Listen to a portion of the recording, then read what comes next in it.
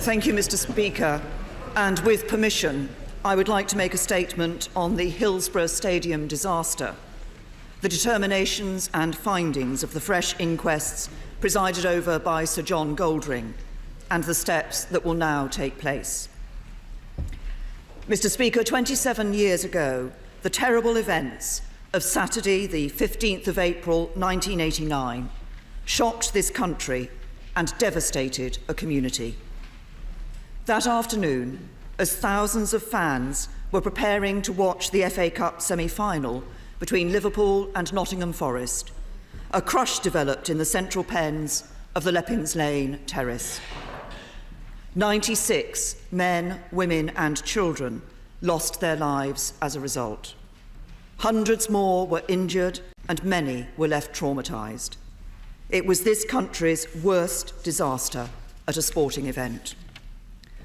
For the families and survivors, the search to get to the truth of what happened on that day has been long and arduous. They observed the judicial inquiry led by Lord Justice Taylor. They gave evidence to the original inquests, which recorded a verdict of accidental death. They have seen further scrutiny, reviews, and a private prosecution.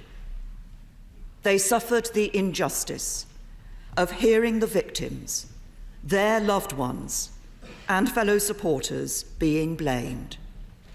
They have heard the shocking conclusions of the Hillsborough Independent Panel, and they have now once again given evidence to the fresh inquests presided over by Sir John Goldring. I've met members of the Hillsborough families on a number of occasions, and in their search for truth and justice, I have never failed to be struck by their extraordinary dignity and determination. I do not think it is possible for any of us to truly understand what they have been through, not only in losing their loved ones in such horrific circumstances that day, but to hear finding after finding over 27 years telling them something that they believed to be fundamentally untrue. They have quite simply never given up. I would also like to take this opportunity to pay tribute to the Right Honourable Member for Lee, who has campaigned so tirelessly over the years on their behalf. And also the Honourable Members for Liverpool Walton, for Garston and Halewood, for Halton, for Liverpool Riverside and for Wirral South. Yesterday, the fresh inquest into the deaths at Hillsborough gave its determinations and findings. Its establishment followed the report of the Hillsborough Independent Panel, chaired by Bishop James Jones. The contents of that report were so significant that it led to the new inquests and two major new criminal investigations, one by the Independent Police Complaints Commission, examining the actions of the police in the aftermath of Hillsborough, and a second criminal investigation, Operation Resolve, led by John Stoddart, the former Chief Constable of Durham. Since the fresh inquest opened in Warrington on the 31st of March 2014, the jury has heard 296 days of evidence. It ran for more than 2 years and was the longest-running inquest in British legal history. I am sure the whole House will want to join me in thanking the jury for the important task it has undertaken and the significant civic duty the jurors have performed. Clearly, the jury's determination that those who died were unlawfully killed is of great public importance. It overturns, in the starkest way possible, the verdict of accidental death returned at the original inquests. However, the jury's findings do not, of course, amount to a finding of criminal liability, and no one should impute criminal liability to anyone while the ongoing investigations are still pending.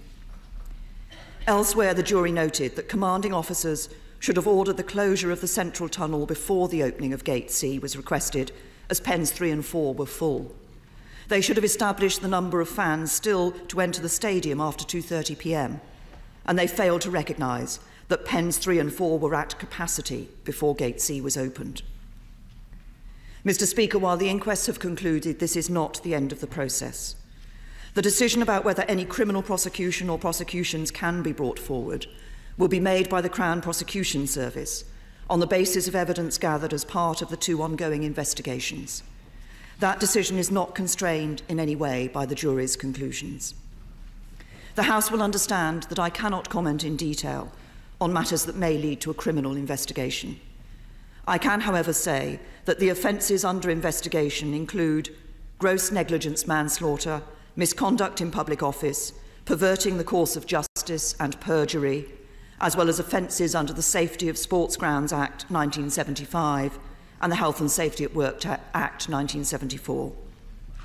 I know that those responsible for the police and IPCC investigations anticipate that they will conclude the criminal investigations by the turn of the year. We must allow. For 27 years, the families and survivors of Hillsborough have fought for justice. They have faced hostility, opposition, and obfuscation. And the authorities that should have been trusted have laid blame and tried to protect themselves instead of acting in the public interest. But the families have never faltered in their pursuit of the truth. Thanks to their actions, they have brought about a proper reinvestigation and a thorough re-evaluation of what happened at Hillsborough. That they have done so is extraordinary. I am sure the whole House will want to join me in paying tribute to their courage, determination, and resolve. And we should also remember those who have sadly passed away while still waiting for justice. No one should have to endure what the families and survivors have been through. No one should have to suffer the loss of their loved ones through such appalling circumstances. And no one should have to fight year after year, decade after decade, in search of the truth. I hope that for the families and survivors who have been through such difficult times, yesterday's determinations will bring them closer towards the peace they have been so long denied. I commend this statement to the House.